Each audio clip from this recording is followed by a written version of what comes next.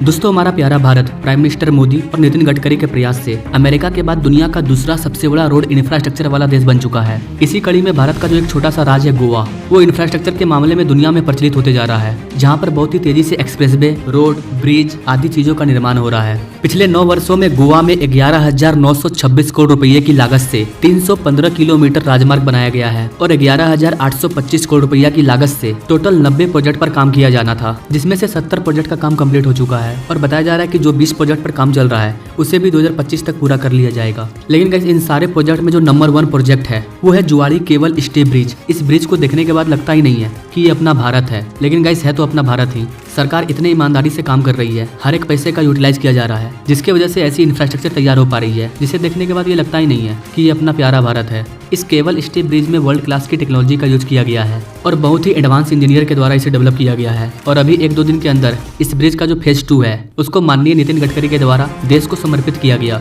इस ब्रिज का जो लुक है गाइस वो गजब का है, आप खुद देखिए।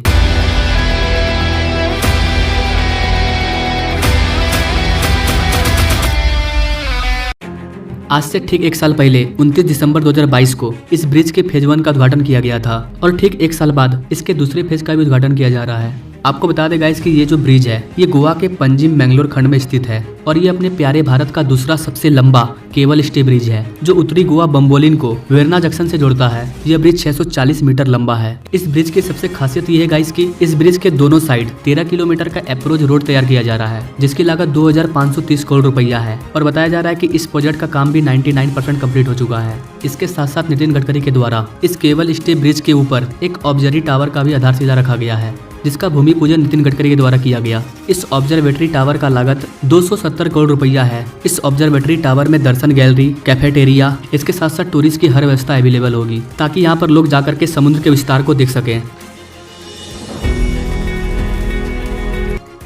और इतने ऊंचे टावर पर चढ़ने के लिए कैप्सूल लेप और एक वॉकवे पुल भी बनाया जाएगा। इसके साथ साथ गोवा के पोवो रिम में NH66 पर 641 करोड़ रुपए की लागत से 5.15 किलोमीटर लंबा एक 6 लेन एलिवेटेड कॉरिडोर बनाया जाएगा, जिसका आधारशिला नितिन गडकरी के द्वारा रखा गया। मापुसा और अटल सेतु को जोड़ने वाला यह कॉरिडोर पर्यटन के लिए एक नया कॉरिडोर साबित होगा। इन सारे महत्वाकांक्षी प्रोजेक्ट की लागत 3,441 करोड़ रुपया बताई जा रही है। इसके अलावा भारत के 2 महत्वपूर्ण इकोनॉमी कॉरिडोर गोवा से होकर ही गुजरते हैं। एक तो मुंबई कन्याकुमारी कॉरिडोर और दूसरा हैदराबाद पणजी कॉरिडोर।